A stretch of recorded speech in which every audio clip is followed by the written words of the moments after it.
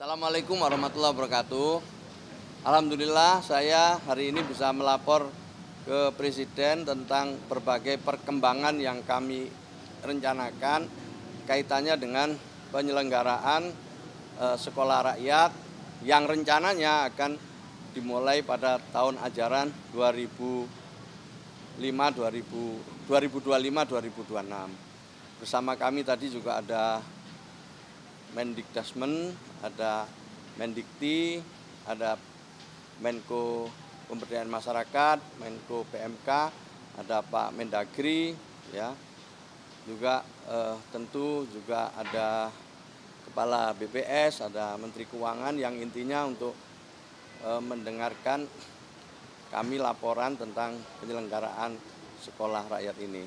Nah, pada prinsipnya Presiden meminta apa yang telah kami rencanakan itu terus dimatangkan, ditindaklanjuti, dan sebanyak mungkin daerah ya yang bisa berpartisipasi pada kesempatan pertama ini.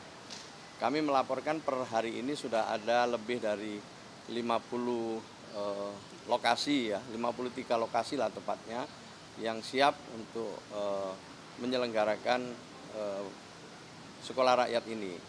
Namun demikian data terus akan berkembang karena 2-3 hari ke depan kami akan koordinasi dengan gubernur, dengan bupati wali kota, di mana persiapan-persiapan yang kami lakukan itu paralel, mulai dari persiapan penerimaan siswa, kemudian pengadaan guru, tata kelola sekolah, ya, dan juga hal-hal lainlah yang menyangkut dengan beroperasinya sekolah ini.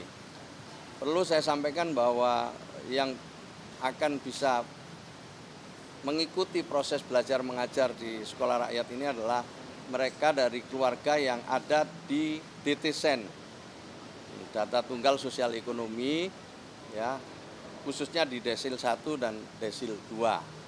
Nah, setelah itu baru dilanjutkan dengan tes akademik.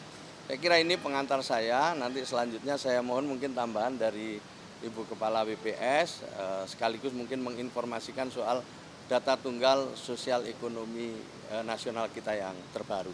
Monggo, Bu. Baik. Terima kasih Pak Mensos, melanjutkan tadi apa yang disampaikan oleh Pak Mensos, tentunya nanti untuk peserta sekolah rakyat akan datanya akan berbasis kepada data tunggal sosial ekonomi nasional. Dan nanti seperti Pak Mensos sampaikan yang layak untuk dapat ataupun berpartisipasi dalam sekolah rakyat itu sesuai dengan apa yang tercantum dalam data tunggal sosial ekonomi nasional, sehingga ini akan menjadi basis untuk pensasaran program. Yang kedua, juga kami tadi sudah kolaborasi dengan Bapak Mensos bahwa lokasi-lokasi yang 53 itu sebagian besar memang berlokasi di daerah yang membutuhkan sekolah, dan juga ya berlokasi di daerah yang memang jumlah orang yang kurang mampunya banyak. Jadi ini sudah sangat selaras dengan data-data yang ada di BPS. Demikian tambahnya Bapak, terima kasih. Ya, terima kasih. Ada jumlah? Oh, belum bisa dihitung ya, belum bisa dihitung, kalau sampai sekarang belum bisa dihitung. Tetapi kita akan menyesuaikan dengan kapasitas yang ada. Kalau ini sementara dari 53 itu sementara yang saya dapat tadi lebih dari 2.500 siswa untuk keseluruhan. Terus tadi kan disampaikan kalau kurikulumnya semua sudah ready berarti ya Pak. Ini kalau untuk infrastruktur bagaimana? Karena kan kabarnya ada asramanya. Iya, makanya itu kita yang saya sebut 53 itu karena dianggap asramanya atau bangunannya sudah mencukupi lah. Ya, bangunannya sudah mencukupi, ada untuk sekolah, ada untuk asrama, ada untuk tempat ibadah, ada tempat untuk makan, ada tempat untuk olahraga, dan hal-hal lain yang dibutuhkan. Jadi memang kita ya harus memilih gitu yang memang mencukupi syaratnya untuk jadi sekolah rakyat. Dan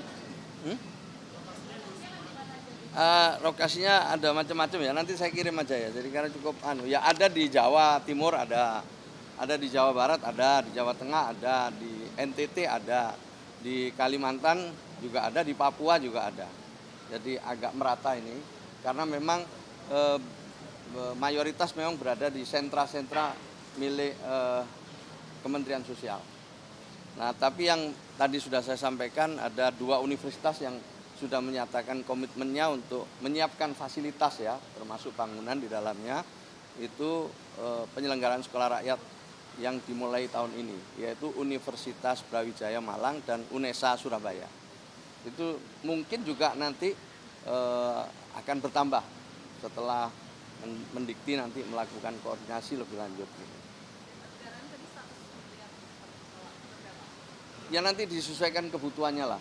Jadi juga Presiden juga akan menghitung, kita juga akan menghitung, setelah itu kami akan melaporkan kita kira kebutuhan yang untuk mulai bangun dari nol ada yang mungkin sifatnya renovasi gitu. Nanti kita lihat, makanya belum bisa ditentukan biayanya berapa.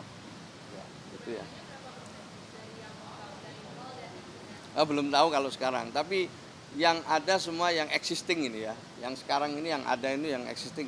Belum ada beberapa kabupaten kota yang sudah menawarkan tanah ya untuk dibangun, itu sudah ada. Nantilah mungkin dalam seminggu 2 minggu lagi nanti akan ada perkembangan, saya akan sampaikan. Tapi sementara itu dan Presiden meminta kami untuk terus melakukan konsolidasi ya sekuat-kuatnya dan seberapapun yang mampu.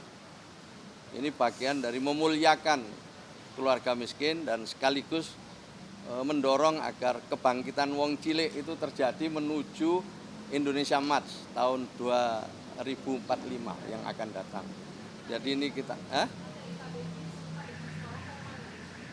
nanti ada yang sama, ada yang enggak lah ya gitu. Tapi untuk kurikulumnya nanti dikombinasikan. Kurikulumnya nanti dikombinasikan, sedang dibahas secara serius oleh tim. Jadi ada tim yang membahas kurikulum, ada tim khusus untuk rekrutmen gitu, ada tim untuk sarana prasarana, ada tim untuk pengawasan, ada tim untuk pengelolaan. Jadi timnya dari berbagai kementerian ya termasuk BPS bekerja terus-menerus ini yang insya Allah dalam waktu 1-2 minggu yang akan datang mudah-mudahan sudah lebih jelas gambarnya.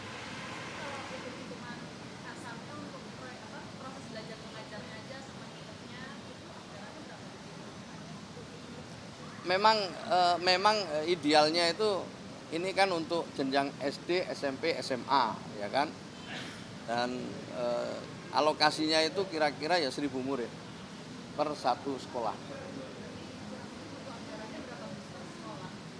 Ya belum bisa dihitung. Ini lagi tadi Menteri PU juga hadir untuk ikut menghitung.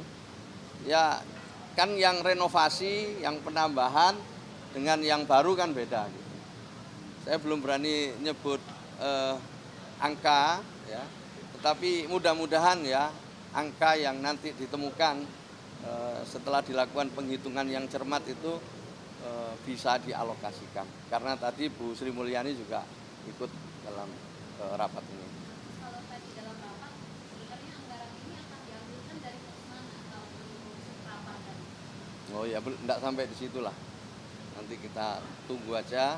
Yang penting ada arahan dari Presiden yang menurut saya cukup jelas. Untuk beberapa waktu ke depan ini kami harus menerjemahkan dengan baik. Itu dulu ya. Makasih ya.